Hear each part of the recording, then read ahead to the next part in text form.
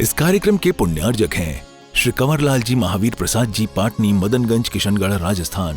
चंद्र सूर्य दोनों ही आगे धर्म चक्र धर कर चलते, मानो प्रभु प्रताप और यश मूरत पुण्य राशि धरते।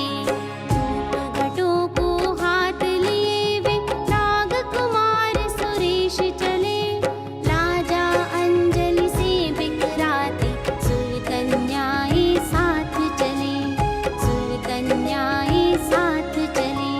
ओम नमः सिद्धेभ्यः। ओम नमः सिद्धेभ्यः। ओम नमः सिद्धेभ्यः। ओम नमः सिद्धेभ्यः। ओम नमः सिद्धेभ्यः। श्री शांतिनाथ पद पंकज चंचरीका, देवानराः समभवन गणना व्यपेताः। एकोऽस्मि तेषु मतिशक्तिविहीनतोऽपि, भक्त्या प्रकर्षमुपयामि च तत्प्रभावात्। अनेक तरह की खोजों से अनेक बच्चों को देख कर के उनके पूर्व जन्म की स्मृति से पुनर्जन्म की धारणा को पुष्ट किया जाता है। खुद मैंने अपने जीवन में ऐसे बच्चों को और ऐसे व्यक्तियों को देखा है जो अपना पुनर्जन्म बताते हैं और बिल्कुल सही सही उनके पुनर्जन्म की अवधारणा बनती है। एक बच्चा देखा था जब घर में ही रहा करता था और उस बच्चे का नाम अनेक लोगों के मुंह पर आ गया था। वह बच्चा जहां पर जन्म लिया, वह अपने जन्म के बाद में मुश्किल से 5 साल का बच्चा होगा और वह बताने लगता था कि मैं पहले कानपुर में रहता था, इस एक्सीडेंट से मेरी मृत्यु हुई और मुझे इस तरह के घर में रहना होता था, वहां पर इतने लोग थे। ये सब उसकी स्मृति में आता है। और उससे लोगों ने जाकर के देखा, पूछा, और वो जैसा पूछा वैसा ही वहां पर कई लोगों ने जाकर के उसके जन्म की और उसकी मृत्यु की वह जो डेट है उसको मिलाई और वहां पर कानपुर में जाकर के लोगों से पूछा तो बिल्कुल एक जैसी निकली। एक बच्चा बता रहा है, ये तो मेरे खुद की देखी हुई प्रत्यक्ष घटना है जो मैं बता रहा हूं आपको। विज्ञान ने तो इसे हर तरह से सिद्ध कर रखा है कि ऐसा होता है, पुनर्जन्म होता है।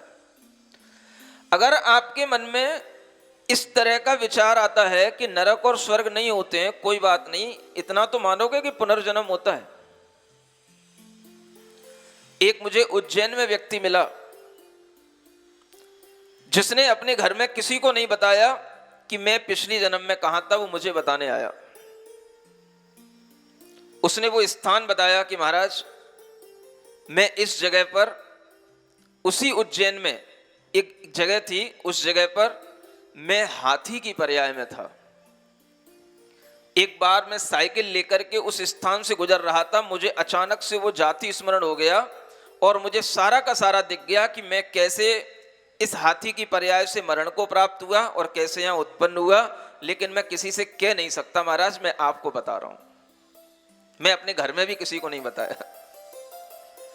इस तरह के लोग जो अपने पिछले जीवन को देख रहे हैं, जानते हैं पुनर्जन्म होता है, आत्मा के संस्कार पुनर्जन्म के कारण से ही अगले जन्म में बनते हैं। अगर कोई बिल्कुल ही नई चीज होगी तो उसे हर चीज सिखाना पड़ेगा। अगर आपका शरीर बन भी गया, अगर आपके अंदर भूख और प्यास के कोई पिछले जन्म के संस्कार नहीं है तो अपने आप आपका मुंह मां के स्तन पे नहीं जाएगा, और चला भी गया तो गटकना कैसे है और पीना कैसे है ये भी नहीं पता होगा। ये कौन बताएगा? ये संस्कारों से जाना जाता है कि पिछले जन्म जन्मांतरों के संस्कारों के कारण से यह शिशु इस तरह की चेष्टा कर रहा है और इसी प्रकार के इन संस्कारों से उसके पुनर्जन्म की सिद्धि होती है। बुद्धि होगी तो सब सिद्धि होगी, बुद्धू होगे तो कुछ नहीं होगा। समझ आ रहा है?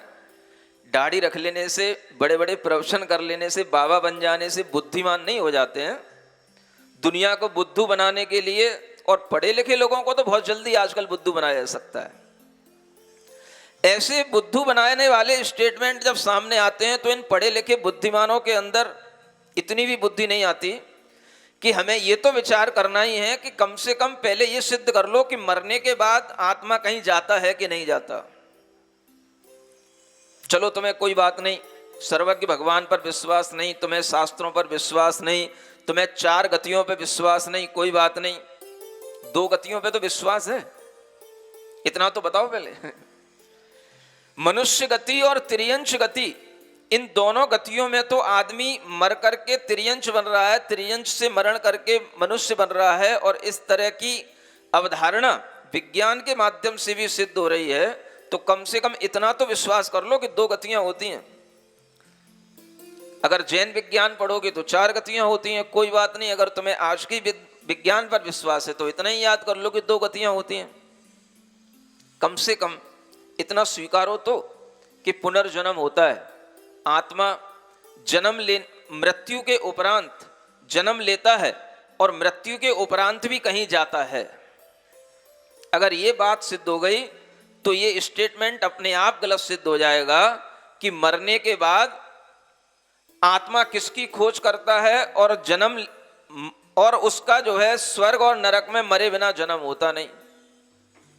तो जन्म तो कहीं ना कहीं हो रहा है ना, स्वर्ग नरक में नहीं हो रहा है, चलो कोई बात नहीं, कहीं ना कहीं तो हो रहा है। अगर आपकी बुद्धि में इतना आ जाए तो मैं आपको आगे भी समझा सकता हूं। बताओ इतना बुद्धि में आ रहा है कि नहीं? जन्म मरण होने के बाद यही आत्मा पशु भी बन सकता है, पक्षी भी बन सकता है, और इसी के कारण से हर पशु हर पक्षी को आप देखोगे वह वही सब क्रियाएं करता है जो मनुष्य करता है। 4 संज्ञाओं में जीता है हर आत्मा, चाहे वो मनुष्य हो, चाहे पशु हो, चाहे पक्षी हो। आहार संज्ञा, भय संज्ञा, मैथुन संज्ञा, परिग्रह संज्ञा, ये 4 संज्ञाएं हर जीव में, हर प्राणी में देखने को मिलती हैं। और उन्हीं संज्ञाओं के संस्कार के कारण से यह प्राणी जब मनुष्य जन्म को प्राप्त होता है तो अपने आप भूख प्यास चिल्लाने लग जाता है, अपने आप इसके लिए कुछ भी मुंह में रख दिया जाता है, खाने पीने लग जाता है, अपने आप मोह के संस्कारों के कारण से अपनों में तो सुरक्षित महसूस करता है, और किसी नए व्यक्ति की गोद में चला जाता है तो भयभीत होने लग जाता है। ये सब संस्कार हैं, इस जन्म के नहीं है, ये सब पूर्व जन्म के संस्कारों से ये चीजें सिद्ध होती हैं। अगर ये 2 गतियां सिद्ध हो सकती हैं, आपके लिए पुनर्जन्म सिद्ध हो सकता है, तो आप केवल एक बात सोचो, चलो कोई बात नहीं, स्वर्ग और नरक किसने देखे? हमने भी नहीं देखे, तुमने भी नहीं देखे, लेकिन ज्ञान से अगर बात करोगे, लॉजिकली अगर किसी चीज को सोचोगे, समझोगे, बात करोगे, तो मैं आपको समझा सकता हूं। अगर आपने किसी भी तरह का कोई भी लॉ पढ़ा हो, साइंस पढ़ी हो, तो आपको ये चीजें समझ में आ सकती हैं। मैं कहता हूं इतना तो आप मानोगे कि आदमी एक सज्जनता की हद तक पहुंच सकता है और एक दुर्जनता की हद तक पहुंच सकता है। एक आदमी अच्छे विचारों के साथ पॉजिटिव थिंकिंग रख करके एक्सट्रीम तक पहुंच सकता है, और एक आदमी नेगेटिव विचारों के साथ एक्सट्रीम तक पहुंच सकता है। और इन दोनों की तरह के आदमी हमें दिखाई देते हैं। एक आदमी वह हो सकता है जो सज्जनता की उस हद तक पहुंचा हो कि अगर उसे कोई सूली पे भी चढ़ा दे, मार भी दे, उसके ऊपर कोई पत्थर भी फेंके, तो भी वह उसके प्रति दया भाव रखता है, विचार करता है कि इसको कभी ना कभी सद्बुद्धि मिलेगी, तब इसे ज्ञात होगा कि मैं किसी को कभी मार नहीं सकता, मेरी आत्मा कभी भी मर नहीं सकती। और वह सज्जनता की हद तक पहुंचा हुआ आदमी उस दुर्जन आदमी को क्षमा भाव से देख रहा है, दया और शांति के भाव से देख रहा है। ऐसे 2 आदमियों को सामने लाओ। एक आदमी वह दुर्जन है और जो क्रूरता के साथ में उसको मारना चाह रहा है, कोई उससे बैर भी नहीं है, लेकिन फिर भी वह उसको मारना चाह रहा है, वो अपनी क्रूरता से उसको मार रहा है। सज्जन आदमी उसकी क्रूरता को सहन कर रहा है बड़े शांत भाव से, प्रेम भाव से, और वह अपने विचारों की उस पॉजिटिविटी की उस हद तक है कि वह उसके लिए किंचित मात्र भी विचार नहीं करता कि भगवान इसका बुरा हो जाए या इसका कभी भी कोई भी मेरे कारण से इसको कोई बुरे दिन देखने पड़े, इतना भी विचार नहीं कर रहा, और उसको वह खूब हर तरह से पीड़ित कर रहा है। अब आप विचार करो, ये दो तरह के लोग हैं सामने, एक हत्या कर रहा है और एक की हत्या हो रही है, और वो क्षमा भाव धारण किए हुए, शांत भाव धारण किए हुए। अब अपना सिद्धांत इस बात पर लगाओ कि आदमी की मृत्यु दोनों की होनी है, क्योंकि अमर तो कोई नहीं है, वो भी कभी मरेगा, मारने वाला भी, और जिसको मारा जा रहा है वो चलो आज ही मर जा रहा है, कोई बात नहीं। इतना तो निश्चित है कि आत्मा का पुनर्जन्म होता है। सुन रहे हो कि नहीं? बोलते रहो करो बीच में, पता पड़े कि मैं जिंदा लोगों के बीच में बैठा हूं। पुनर्जन्म होता है, इतना अगर हमारे सिद्धांत में, हमारे दिमाग में रहेगा तो हम आपको इसके आगे कुछ बता सकेंगे। अब मैं आपसे पूछता हूं कि जो आदमी सज्जनता की हद को प्राप्त है वो मर गया, नहीं समझे, और जो दुर्जनता की हद को पा रहा है वो हंस रहा है, वो अपनी दुर्जनता से खुश हो रहा है। अभी वो नहीं मरा, अच्छा आदमी पहले मर गया, बुरा आदमी मरेगा बाद में, किसी भी तरह से मरेगा, मरेगा तो सभी। अब हमें यह बताओ कि उस अच्छे आदमी ने मृत्यु पाकर के अब क्या किया? अच्छा आदमी उस मृत्यु को पाकर के, उसकी उस दुर्जनता को झेल करके या क्षमाभाव धारण करके उसे उसका क्या उसके लिए सुख मिला? वो तो पहले मर गया उसके कारण से, नहीं समझे?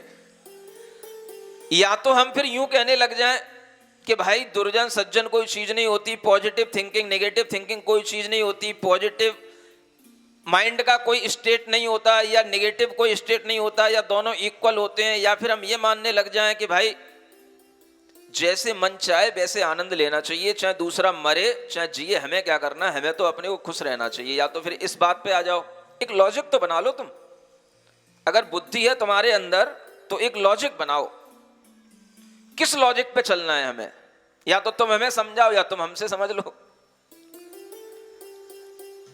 तुम्हें अगर दाढ़ी वालों की बातें अच्छी लगती हैं तो दाढ़ी वालों की बात सुन लो, हम तो दाढ़ी को नोचने वाले लोग हैं, हम तो दाढ़ी को नोच करके बैठते हैं, लॉन्च करके बैठते हैं, हमें दाढ़ी बढ़ाना आता नहीं है, क्योंकि ये हमारे तीर्थंकरों ने समझाया नहीं है कि दाढ़ी बढ़ाने से कोई बाबा हो जाते हैं। बाबा तो ज्ञान बढ़ाने से होते हैं, लॉजिक से चलने से होते हैं, हमें तो तीर्थंकरों ने ये समझाया है। अब आपको सुनना है, सज्जन आदमी दुर्जन के प्रहार को, उसकी दुष्टता को सहन करके क्षण भर में मर गया। क्या मिला उसको सज्जनता से? पुनर्जन्म होता नहीं, नहीं समझे? अगर हम ये माने पुनर्जन्म होता नहीं तो हमें क्या जरूरत है किसी के कष्ट को सहने की? हमें क्या जरूरत है अपने अंदर क्षमा भाव और दया भाव धारण करने की? मरना तो है ही है। अगर मारने वाला जी रहा है और मरने वाला जो सहन कर रहा है वो पहले मर रहा है, तो हमें क्या जरूरत है पहले मरने की? हम भी फिर उसी की तरह क्रूर ना बने, हम भी उसी की तरह दुष्ट ना बने। जब वो दुष्ट कर बन करके मजा ले रहा है और सज्जन बन करके हमें पहले मरना पड़ रहा है, तो हमारा जीवन तो पहले ही चला गया, हमें क्या सुख मिला जीवन का? तो एक काम करो, आज से फिर यही काम शुरू कर दो, इसी लॉजिक पे आ जाओ। मैं तैयार हूं आपके लिए आशीर्वाद देने को, इसी लॉजिक पे आ जाओ, एक लॉजिक पे चलो तो कम से कम। तुम लोग तो इतने बुद्धू हो कि काम सब वही करोगे जो स्वर्ग और नरक से बचाने के काम होंगे, और लेकिन फिर भी कहोगे स्वर्ग कहां नरक कहां। एक लॉजिक तो बनाओ, आप किस सिद्धांत पे चल रहे हो, हमें सिद्धांत तो बताओ, या तो इसी सिद्धांत पे चल बैठो कि भाई दुष्टता में आनंद है। नहीं समझे? दूसरों की चैन खींचो, दूसरे को बेचैन करो, दूसरों के धन लूटो, गाड़ियां लूटो, लड़कियां लूटो और आनंद मनाओ, इसी में मजा आ रहा है। लोगों को मारो, छीनो, काटो, जलाओ, उनको लूटो, जिसकी जो ताकत बने वो ताकत से काम करे, जिसकी लाठी उसकी भैंस। ऐसे ही काम शुरू कर दो सब लोग। बोलो पढ़े लिखे बुद्धू लोगों, कितने तैयार हो? क्योंकि हम ये देख ही रहे ना, अगर हम दुष्टता रखेंगे तो मजा तो हमें आएगा ना। एक तो हम तुम्हें मारेंगे तब मजा आएगा, हम तुम्हारी चीजें छीनेंगे तो हमें मिल जाएंगी, उसमें मजा आएगा। तुम जल्दी मर जाओगे, हमारी जिंदगी चलती रहेगी, हमें मजा आएगा। चलो इसी सिद्धांत पे चलना शुरू कर दो। सब एक दूसरे को ऐसे ही मारो, ऐसे ही काटो, ऐसे ही चीजें छीनो। इसी सिद्धांत पे चलना शुरू कर दो कि आनंद केवल दुर्जनता में है, सज्जनता में नहीं है। करो, अपने घर से ही शुरुआत करो, पड़ोस से ही शुरुआत करो, कहीं से तो करो। बोलो कितने लोग तैयार हो? आओ तो मैदान में। क्या करना है तुम्हें? कौन से ज्ञान से जी रहे हो? बुद्धि तो ऐसी नष्ट हो चुकी है पढ़े लिखे लोगों की कि कोई दिमाग में सिद्धांत, लॉजिक तो आता ही नहीं है कि दुनिया किस लॉजिक से चल रही है। अगर आपके लिए इस तरह से व्यवस्था बन जाए और इस तरह की व्यवस्था अगर मान्य हो जाए तो हमें बताओ, काय के कोर्ट और काय की कचहरी? नहीं समझे? काय की पुलिस और काय के जो है ये साहूकार और काय के हवलदार और काय के दरोगा और काय के मिलिट्री, क्या लेना देना भाई? जो जिससे जो हड़प ले उसी में उसको मजा है। बाकी तू जान, तेरी कायरता, तेरी कमजोरी तू जान, मुझे क्या करना है?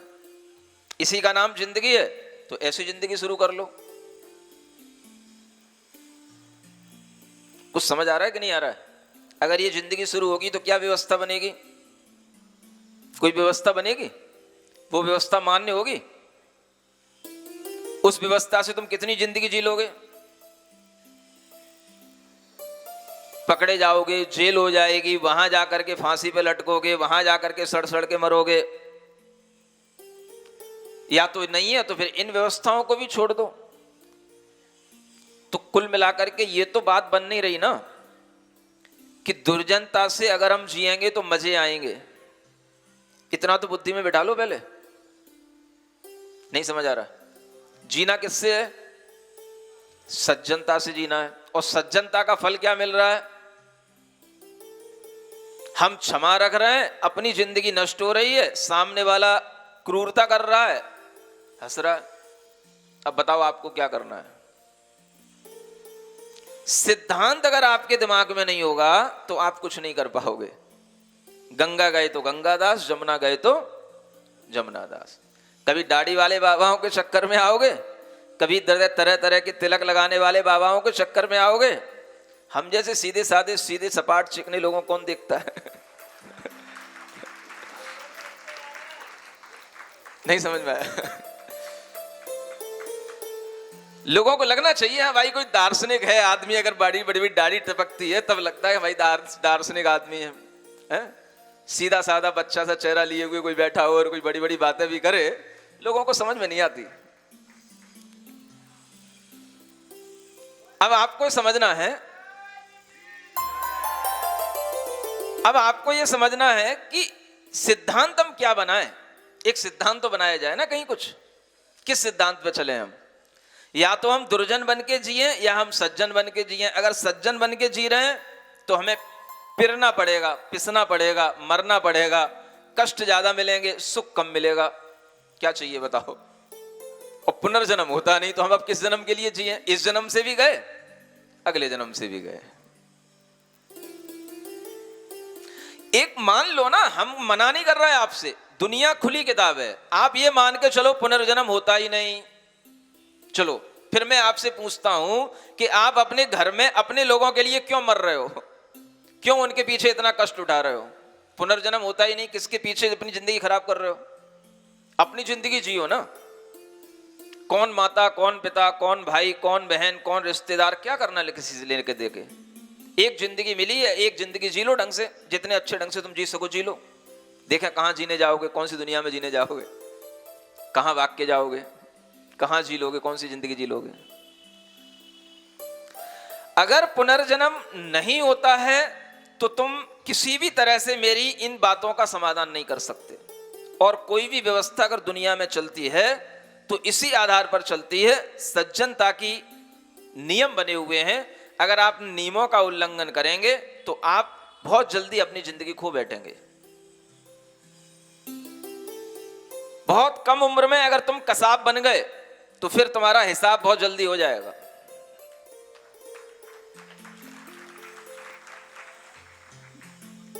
अगर तुम्हें यह विश्वास हो गया कि चलो कोई जन्म होता है तो इसका मतलब है तुम थोड़ा सा एक स्टेप आगे बढ़े।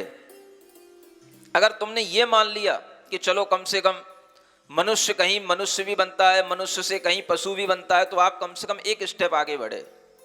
अब मैं अगर आपसे कहूं कि अगर आप एक स्टेप आगे बढ़ सकते हैं तो आप अपनी बुद्धि को और थोड़ी सी इलास्टिसिटी दे सकते हैं। जब आदमी और अच्छे काम करेगा और अच्छे भावों में जिएगा तो उसको और अच्छा क्या मिलेगा? जो आदमी क्रूरता में जी रहा है, हिंसा में जी रहा है, अराजकता में जी रहा है, उसको और क्या बुरा मिलेगा जो अभी है? अगर आपके दिमाग में थोड़ा सा भी सिद्धांत बैठेगा तो इस सिद्धांत से आप समझ सकते हो अच्छे का फल अच्छा और बुरे का फल बुरा। ये तो मानते हो ना? अगर ये भी मान लोगे, इतना भी मानते हो, तो मैं आपसे पूछ रहा हूं अच्छे का फल अच्छा क्या मिला? आप अच्छे बन करके बैठे थे, सामने वाले ने आपको एक चोट में मार दिया और आप अच्छे बने बैठे रहे, आपको क्या अच्छा फल मिल गया? अब हमें ये बताओ आप।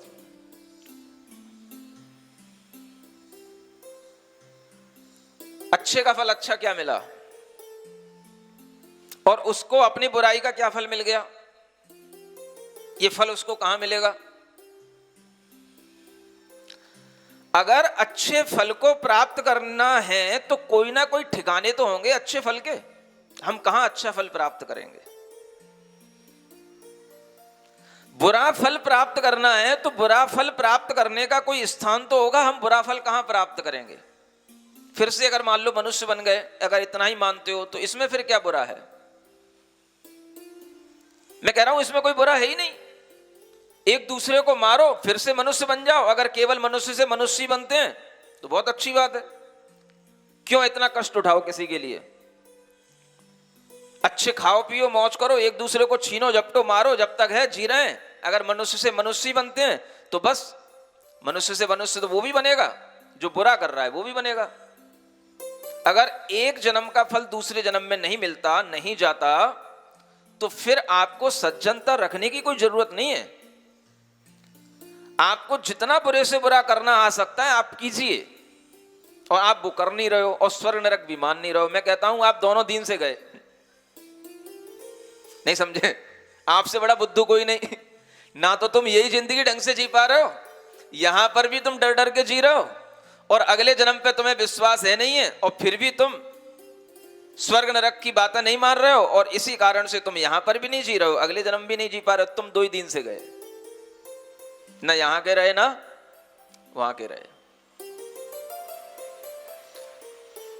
अगर तुम्हें स्वर्ग नरक नहीं मानना तो मैं बिल्कुल कहता हूं बिल्कुल मत मानो, लेकिन अच्छे ढंग से तुम वो सब काम करो जो स्वर्ग नरक से तुम्हें अगर बिल्कुल ही डर नहीं है तो फिर तुम डरते क्यों किसी बात से? जब मरने के बाद स्वर्ग नरक कोई जाता नहीं है तो तुम इस जन्म में क्यों सज्जनता से जी रहे हो? हमारी ये समझ में नहीं आता। क्यों सज्जन बन के मर रहे हो? सज्जनता का फल क्या मिल रहा है? सज्जनता से हमें क्या लाभ मिल रहा है? लाभ तो मिलता है दुर्जनता के भावों से। अच्छे पी के मस्त रहो, समझ आ रहा ना? हाँ, पी के फिल्म देखो और पी के मस्त रहो। क्या जरूरत है भाई, मैं पीता नहीं कि मैं फिल्म नहीं देखता, ये सब बातें करनी क्या जरूरत है? अगर आपके लिए इसी तरह से विश्वास में कोई चीज नहीं आ रही है तो मैं कह रहा हूं आप ये जन्म भी खराब कर रहे हो, अगला जन्म भी खराब। अगला जन्म तो होता ही नहीं चलो आपके लिए, तो आप यही जन्म क्यों खराब कर रहे हो? छोड़ दो घर बार सब, किसके लिए जी रहे हो? स्वर्ग नरक क्या देने वाले हैं? अगर स्वर्ग नरक नहीं होते हैं, चलो मैं आपको एक प्रश्न छोड़ रहा हूं, स्वर्ग और नरक ये शब्द कहां से आए, ये बताओ हमें। आपको मैं चैलेंज देकर के एक क्वेश्चन कर रहा हूं, पूरी गूगल पर, पूरे नेट पर, पूरे जो भी आपके टेक्नोलॉजी के साधन है उससे एक चीज हमें खोज के बताना, एक कोई ऐसी जगह, ऐसा स्थान बताओ जिसका नाम तो हो लेकिन वो स्थान ना हो। नहीं सुना? एक क्वेश्चन, केबीसी से बड़ी केबीसी यहां पर चल रही है, समझ में आ रहा है ना? चाहे अमिताभ बच्चन से पूछना, चाहे किसी से पूछना, एक प्रश्न हमें खोज के बताओ जो चीजों के नाम तो हो लेकिन वो चीजें ना हो, वो चीजें कौन सी हैं, वो नाम कौन से, वो नाम बताओ हमें, कोई वो नाम ढूंढ के लाओ। चलो मैं मानता हूं स्वर्ग नरक नहीं है, ये नाम कहां से आए? अगर ये नाम है तो ये जगह किसकी, ये जगह कहां है?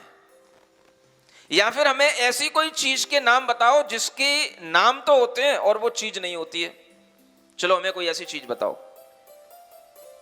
तुम्हारे अंदर कोई बुद्धि तो हो, कोई सिद्धांतों पे चलने की, कोई वाद विवाद करने की कोई लॉजिक तो हो तुम्हारे पास। हमारे पास लॉजिक है, हम तुम्हें पूछ रहे हैं, हमारा इस प्रश्न का समाधान करके दो, हम खुला चैलेंज दे रहे हैं दुनिया के लिए। ऐसी कोई चीज बताओ जिसका नाम तो हो लेकिन उसका कोई अस्तित्व ना हो। दिमाग में प्रश्न घुस रहा है कि नहीं घुस रहा है? फिर से बोलूं, दुनिया के गूगल में ढूंढ के लाओ, गूगल से तुरंत सर्च करो, मुझे पूछ के बताओ कि ऐसी कौन सी चीज है जिसका नाम तो है लेकिन उसका कोई अस्तित्व नहीं है। और अगर नहीं है तो वो आपने कैसे जान लिया कि इसका अस्तित्व नहीं है, केवल नाम है? ये भी हमें बताना पड़ेगा। बोलो बोलो, है सभा में कोई बुद्धिमान? कोई नहीं बोल रहा, सब शांत बैठे हैं। एक हाथ तो बोलता, ऊट पटांग आदमी कोई तो खड़ा होता। सज्जन तो खड़ा होगा नहीं, इस डर के कारण से कि हमारी बेइज्जती ना हो जाए, ऊट पटांग आदमी कुछ बोल सकेगा, कोई तो खड़ा होता। इतने सारे बच्चे बैठे। देखो मैं बहुत लॉजिक बता रहा हूं आपको, अगर कोई नाम होता है तो वह नाम जिस चीज की ओर इंगित करता है वो चीज होती है, चाहे वो हमारे सामने हो या नहीं हो, लेकिन बिना नाम के कोई चीज नहीं होती। मैं आपको एक सिद्धांत बता रहा हूं और इस सिद्धांत के अनुसार आप हमें यह बताओ, अगर इस सिद्धांत का खंडन कर सको तो हमें बताओ कि ऐसी कौन सी चीज है जिसका नाम तो है लेकिन वो चीज नहीं है।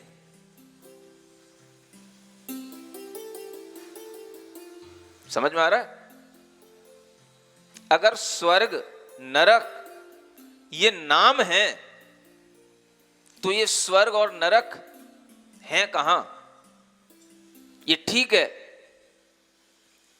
जीते हुए स्वर्ग नरक में नहीं पहुंच सकते हैं, इसलिए बहुत अच्छी कहावत है, वो आपको पता ही नहीं है, मरे बिना स्वर्ग मिलता नहीं। तो जीते तो स्वर्ग में जाने से गए, तुम जीते तो जा ही नहीं सकते, क्योंकि मरे बिना स्वर्ग मिलता नहीं, और मरा आदमी कोई खोज सकता नहीं।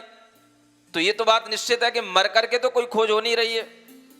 हम स्वर्ग नरक खोजने कभी निकल नहीं सकते हैं, स्वर्ग नरकों की कभी खोज नहीं की जा सकती है, वहां पर तो आदमी मरने के बाद ही जाएगा, क्योंकि मरे बिना स्वर्ग मिलता नहीं।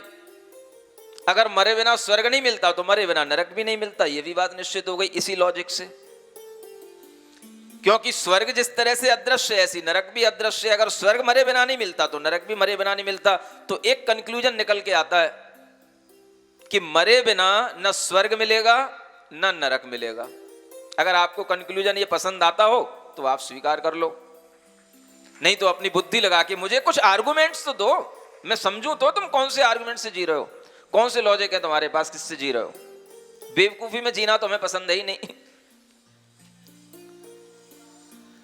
अगर हमारे लिए स्वर्ग और नरक जैसे शब्द हैं, और ये शब्द केवल हिंदी में नहीं है, दुनिया के हर संप्रदाय के हर डिक्शनरी में, हर लैंग्वेज में, हेल एंड हेवेंस,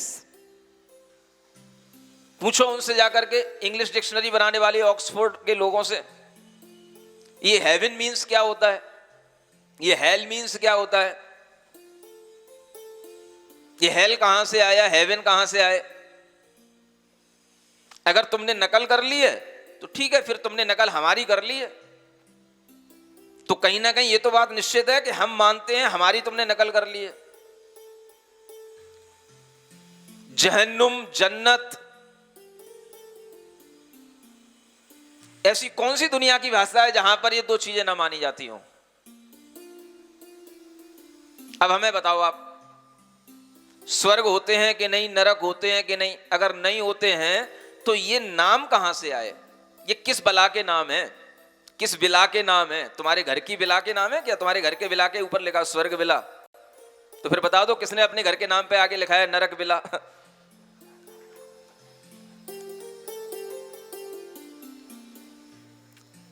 ये बिला के नाम है कि किसी बला के नाम है, क्या है ये, मैं खुल के पूछ रहा हूं आपसे।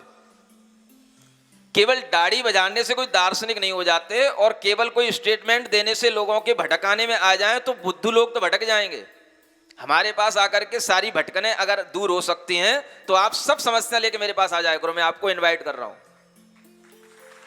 लेकिन सुना भी करो फिर ढंग से। हर एक चीज को समझने के लिए बुद्धि भी रखो, आर्गुमेंट्स दो, लॉजिक के साथ चलो। अगर ये सिद्ध होता है कि पुनर्जन्म हो रहा है तो आपको ये मानना तो पड़ ही रहा है ना, पुनर्जन्म हो रहा है। स्वर्ग नरक नाम है, ये नामों से सिद्धि हो रही है कि स्वर्ग भी होते हैं, नरक भी होते हैं।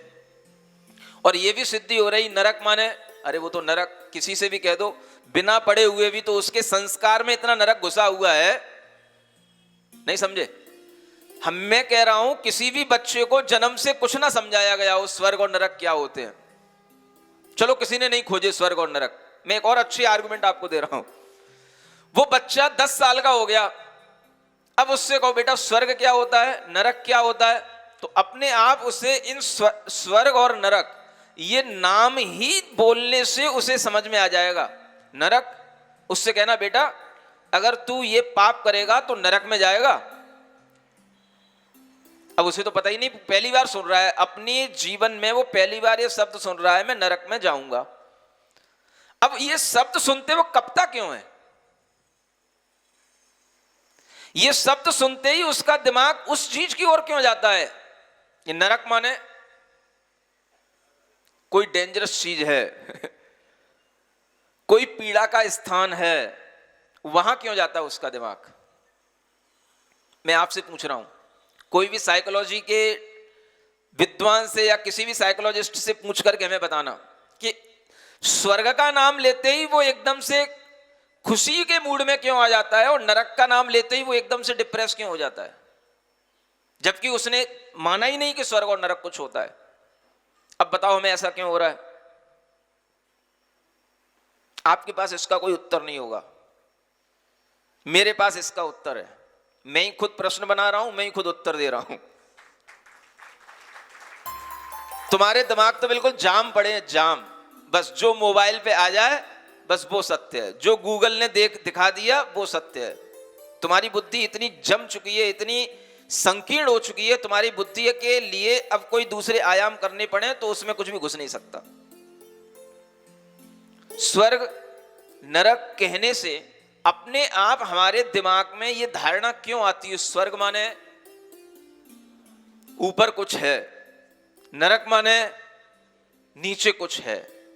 मैं कहता हूं जिस आदमी ने कभी स्वर्ग नरक के सिद्धांत नहीं भी पढ़े हो, उसके लिए भी पहली बार भी अगर आप इसको स्वर्ग और नरक शब्द सुनाओगे, हेल और हेवेंस के बारे में बताओगे, तो उसका अपने आप माइंड का इंक्लाइंड उसका उसी ओर होएगा माइंड उसका।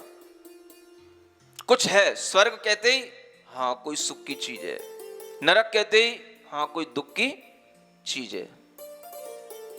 बताओ ये क्यों आ रहा है उसके दिमाग में? उसने पढ़ा नहीं आज तक। और आप प्रैक्टिकल कर लेना, आप किसी भी बच्चे के ऊपर, आपको चैलेंज दे रहा हूं। जानते हो इसका कारण क्या है? हर आत्मा जो यहां जन्म लेता है, ऐसा कोई जीव नहीं होता जो सिर्फ मनुष्य मनुष्य मनुष्य मनुष्य ही बनता रहा हो, या केवल पशु पशु पशु ही बनता रहा हो।